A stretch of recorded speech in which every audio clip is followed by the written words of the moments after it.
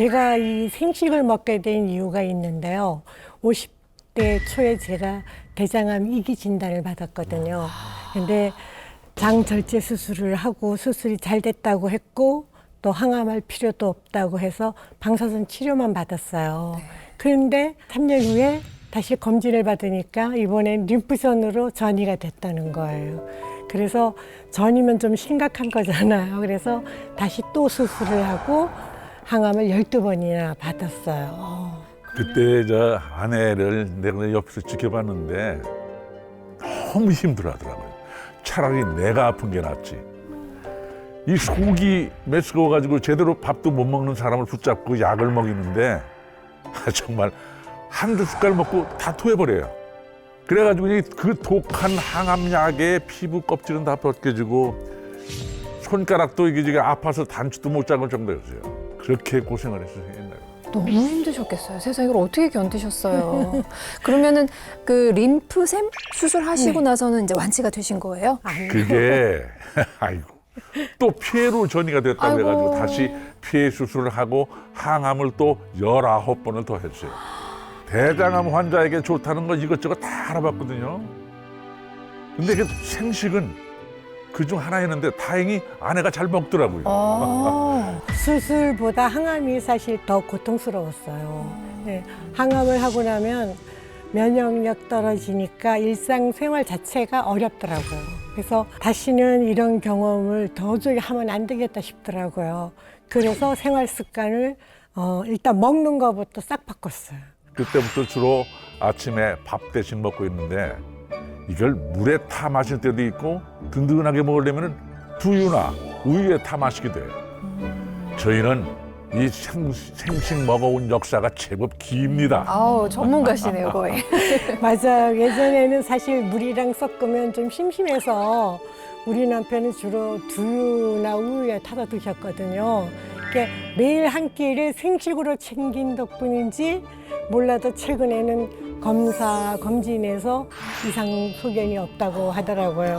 너무 다행입니다. 세상에. 대장암 2기와 림프샘, 폐전이 이 엄청난 걸 극복한 손영화 씨의 건강 비결 바로 생식입니다.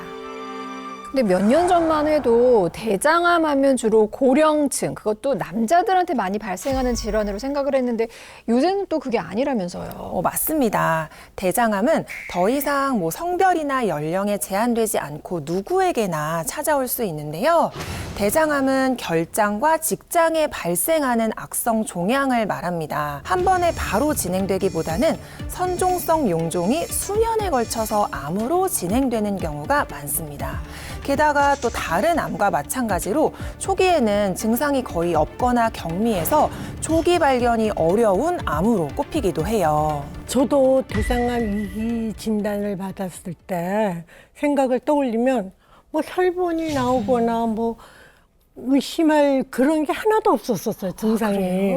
그리고 몸이 좀 피곤하다 하면서 그랬지 대장암일 거라고 생각을 사실 한 번도 안 해봤어요. 대장암 환자는요, 지난 20년간 빠른 속도로 증가하고 있는데요. 대장암 신규 환자는 2001년 12,000여 명에서 2021년 33,000여 명으로 20년 동안 3배 가까이 늘었습니다.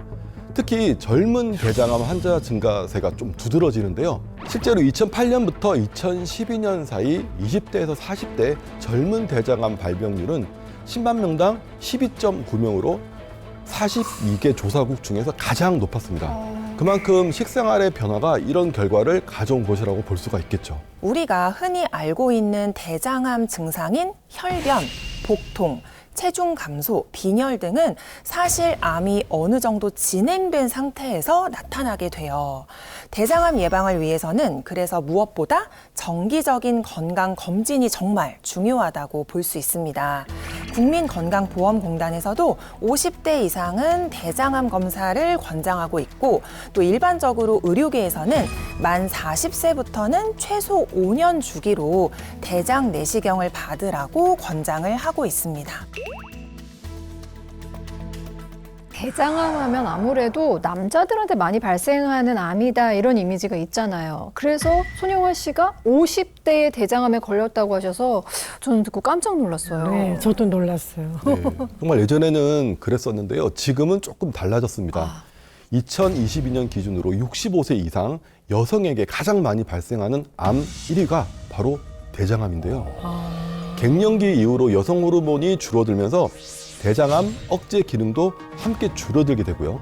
대장암에 취약해진 상태에서 잘못된 식습관까지 겹치게 되면 더 위험에 노출이 되는 거죠. 우리도 저 아프기 전에는 바쁘다 보니까 이 초가공 식품도 자주 먹었고 또 이 스트레스 푼다고 이게 자극적인 음식도 많이 먹었거든요. 그런데 아프고 난 뒤에는 생식을 아주 잘 관리를 하고 있습니다. 네.